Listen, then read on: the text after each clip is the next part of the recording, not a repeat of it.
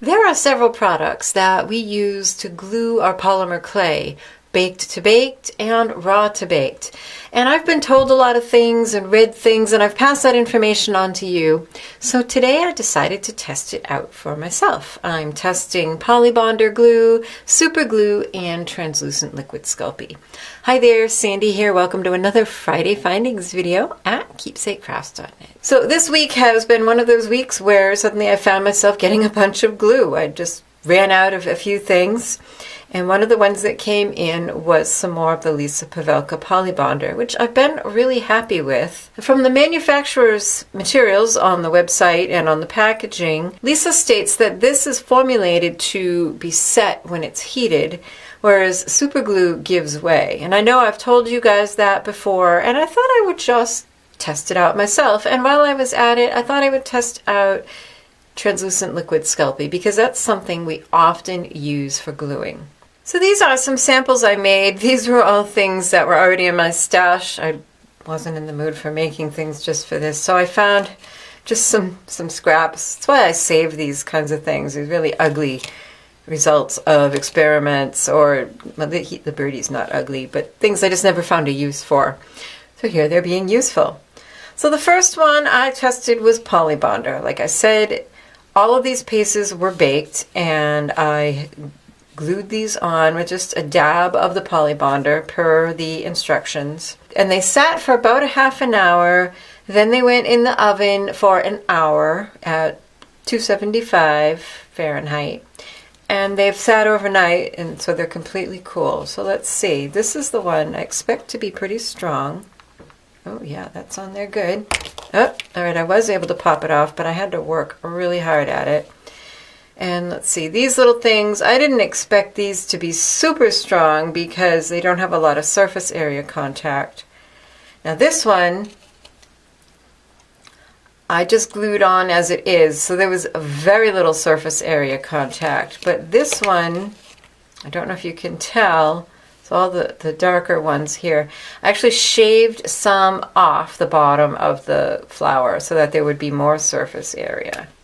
And well, that came off. But I definitely had to work hard at this one. All right, let's see the super glue. Okay. And again, the one with a lot of surface area definitely came off harder than the one with just a little. And all right, these are all coming off. They're not all stuck on there permanently. But if you're making a sculpture, if you're doing something that isn't supposed to get this kind of handling, where somebody's cranking on it, then that's a pretty good bond. I would say actually the super glue did not let go in the oven. It seemed to be nearly as strong as this. This felt like I had a little bit more resistance, but in spite of this having maybe a little less surface area than the fish. So maybe the Polybonder was a little stronger. These are not scientific tests, just kind of practical tests. And this is the TLS. I don't usually use TLS for gluing baked to baked, but let's see. Now this birdie's got, we'll start with this. Oh wow, interesting. I kind of had to just peel that up.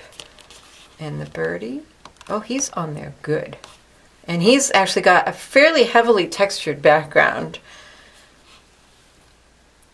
Wow. Okay, that's, well, interesting. So for baked to baked, you might find yourself using TLS and then rebaking it, because that is a really strong bond, especially if there's a lot of texture. I put a fair amount of TLS in here to fill in the texture and then put it down. Out of all of them, this is the only one that is not coming off with a good amount of force. Second, I would say, is the Polybonder. And again, adding some texture or some tooth to this piece probably would have made it stronger. Then I made some samples, and since I had to sculpt things for this, they actually are more consistent, although I couldn't bring myself to make all the faces the same. So again, Polybonder, super glue, and TLS with the discs. The blue discs were baked and then cooled completely. And then the raw clay flowers and faces were added with the different things. And let's see. So here's Polybonder. Oh, now interesting. That actually came off, but it ripped. It wasn't so much that the glue let go, that the clay ripped. Okay. And the little face. This is just a face mold. Ah. Boy, that is not coming off. Nope. Nuh-uh. No, if I needed to take that off, I'd have to get a blade under there and cut it off. Okay. Super glue. All right, same thing. And then the face again. No, that is on there good. The super glue. Oh, okay, there it went. All right. Yeah, I can feel that the super glue is brittle. Oh, and I'm really, you can't tell on camera, I am really trying hard. I'm going to wreck my thumbnail under there. So definitely the Polybonder is stronger. And let's see the TLS. Oh, look at that. Interesting. I'm going to have to peel that off. And it removes, this time, some of the background clay. So again, it wasn't so much that the bond let go, but that the force I was exerting actually peeled up the clay in the background. And then the face. Well, are you surprised? I'm surprised. I did not expect...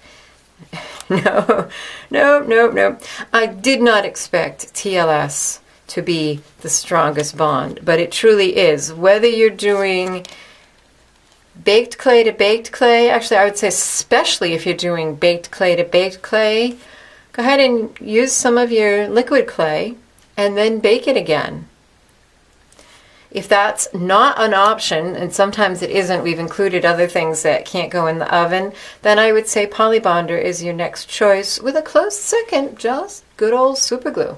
So I hope you found this helpful. I know I sure did. I'm a little surprised at the results. Now you can be a bit more confident when you're gluing your polymer clay pieces together and use what you know you need to be sure that your pieces will last.